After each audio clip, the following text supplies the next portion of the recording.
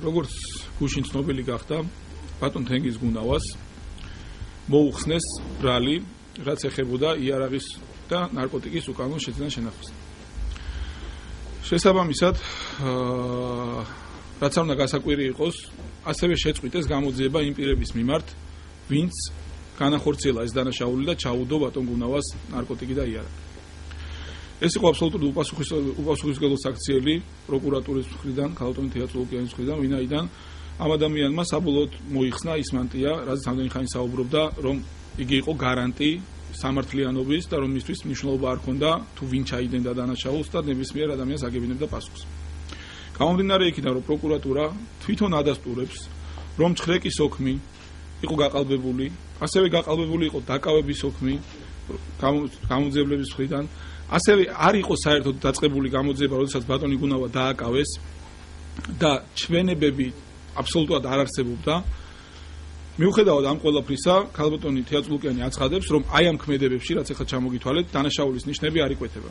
მაშინ, როდესაც იგივე თენგიზ გუნავას 333, ანუ უფლებამოსილების გადამეტება წაყენებული აქვს იმაზე, რომ უწყისზე, ბენზინის უწყისზე თურმე სადღაც მისი ხელმოწერა აკლია.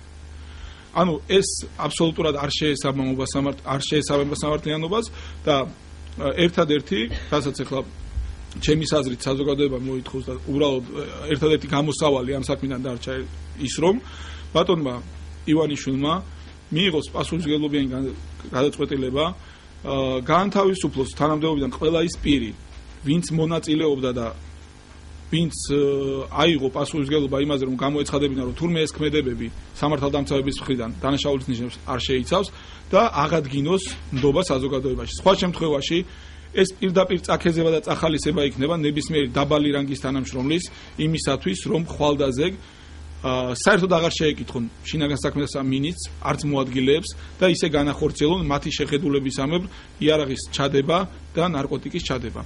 ეს დაგვაბრუნებს იმ დროში, რომელსაც გამოცხადებულია თითქოს და ვებრძვით და თითქოს და სამართლიანობას ვაღდგენთ. ეს აბსოლუტურად არ შეესაბამება სამართლიანობის აღდგენის იდეას.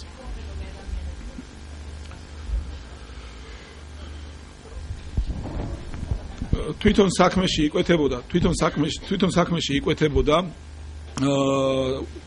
სამართლოს უფროსის და მისი ქვემდგომი პირების სისხლის სამართლებრივი პასუხისმგებლობა, მაგრამ დღეს უკვე მათ პასუხისმგებლობაზე საუბარი არის უბრალოდ სასაცილო, ვინაიდან თვითონ ქალბატონმა თეატროლოგიანმა და პროკურატურამ გამოაცხადა, რომ დოკუმენტის გაყალბება, როდესაც გამოძიება არ არის დაწყებული და ადამიანს აკავებ და უდებ ნარკოტიკს და იარაღს, რომ თითქოს და ეს დანაშაულის ნიშნებს არ შეიცავს. აი აქ არის ყველაზე დიდი დანაშაული ჩადენილი, კიდევ ერთხელ ვიმეორებ, რომ აქ საბოლოოდ ეკარგება ნდობა სამართალდამცავ ორგანოებს საზოგადოების მხრიდან და ამის გამოსწორება ერთადერთი შეუულია ბატონ ივანიშვილს საკადრო გადაწყვეტილებების მიღებით. ანუ თუ მოითხოვთ იგივე შინაგან საქმეთა მინისტრის პასუხისმგებლობის საქმეების საკითხს. პირველ რიგში, რაც შეეხება სისხლის სამართლებრივი დევნის შეწყვეტას და სისხლის სამართლის საქმის შეწყვეტას, ამაზე პასუხისმგებლობა უნდა აიღოს იუსტიციის მინისტრმა და მთავარმა პროკურორმა, ვინაიდან მათგან ინსპექციაში მიმდინარეობდა გამოძიება, ისინი ატარებდნენ გამოძიებას, მათ დაადგინეს ფაქტები ჩვენს მიერ მიწოდებული მტკიცებულებებით და ამას ვერსად ვერ გაურბიან და აცხადებენ ძალიან ალოგიკურ რაღაცას, რომ დიახ, ეს ფაქტები მოხდა, დიახ, იარაღი ჩაუდეთ, დიახ, ნარკოტიკი ჩაუდეთ, დიახ, არ იყო გამოძიება დაწყებული, როდესაც ბატონი თენგიზ გუნავა დააკავეს, მაგრამ ეს არც ერთი ქმედება დანაშაულის ნიშნებს არ შეიცავს. ეხლა განაცილეთ რა მუშლების დაჩაბრალი ნარკოტიკების და უკვე რაღაცა დავიბადა. არის ორი ეპიზოდი, როგორც აგიხსენით, ერთი ეხება ანუ უწყისზე ხელმოწერის არარსებობას, თითქოს და მან აიღო ბენზინის ტალონები და უწყისზე არ მოაწერა ხელი და ეს არის დაკვალიფიცირებული 333-ით, მაშინ როდესაც ჩხრეკის ოქმი და დაკავების ოქმია გაყალბებული და იქ 333-ს რატომღაც ამ ადამიანებს არ დავებიან და გარდა ამისა იგივე ქმედებას აკვალიფიცირებენ როგორც მითვისებას და ეს საერთოდ წარმოუდგენელი აბსურდი არის, იქიდან გამომდინარე, რომ ეს ოფიციალურად აქვს მიღებული ამ ადამიანს და არავინ არ უარყოფს, რომ ეს ბენზინი შეიძლება იყოს აღებული და ამის მითვისება, ყოველად გამორიცხული და ბუნებაში შეუძლებელია და არის მეორე ეპიზოდი, სადაც ამ ადამიანს ედავებიან თითქოს და ოდესღაც მან იარაღი ესროლა მის ძოლს, ანუ ვინც იჯდა საჭესთან. და ამ საქმეზე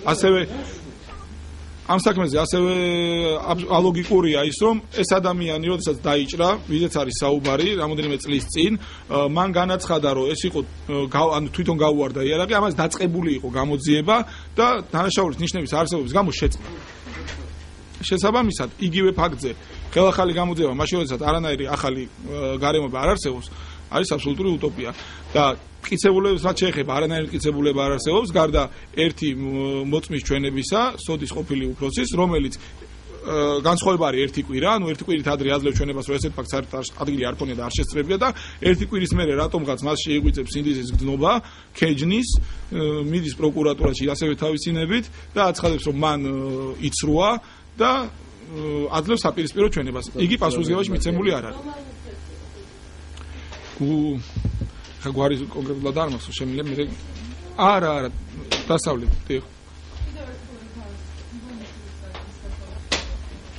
ივანიშვილისგან ვითხოვს იმ ადამიანებისგან თავისუფლებას, ვინც ჩათვალა, რომ იარაღის უკანონო ჩადება, ნარკოტიკის უკანონო ჩადება, ჩხრეკის ოქმის გაყალბება, დაკავების ოქმის გაყალბება და გამოძიების დაწყების გარეშე პირის დაკავება არ შეიცავს დანაშაულის ნიშნებს და ეს გაახმოვანა ქალბატონმა თეატრულუკიანმა, ბატონმა კბილაშვილმა და შესაბამისი დადგენილებად ჩაიდო საქმეში, საქმის შეწყვეტის, აი ამ ადამიანების პასუხისმგებლობის საკითხის დაყენებას. ვიტყოდ, იქიდან რა თქმა უნდა, ეს ადამიანები აცხადებენ, ეს ადამიანები არიან დობის გარანტი. ხო, უნდა იყვნენ ყოველ შემთხვევაში საზოგადოებაში დობის გარანტი, რომ სამართლიანობა არ იქნება ცალმხრივი, არ იქნება კონკრეტული პირების დევნა და ვინც დანაშაულს ჩაიდენს, ეს ადამიანები დაიჭებიან.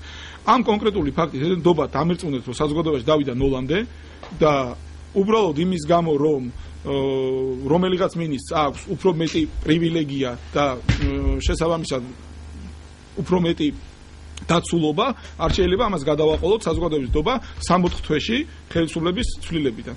პირიქით, ჩვენი ინტერესია და საზოგადოების ინტერესია, რომ ეს ნდობა არათუ გაქრეს, მათი ქმედებებით პირიქით გაიზარდოს და რაღაც ქვეყანა წავიდეს უფრო სამართლიანობის გზით და რა დევიზითაც ეს ადამიანები მოდიოდნენ აცხადებდნენ, რომ თურმე ნახევრად გამოძიებული საქმეები იყო ქვეყნის ყველაზე დიდი პრობლემა, ამის აშკარა მაგალითს 64 თვეში თვითონ არ უნდა აძლევდნენ. მადლობთ.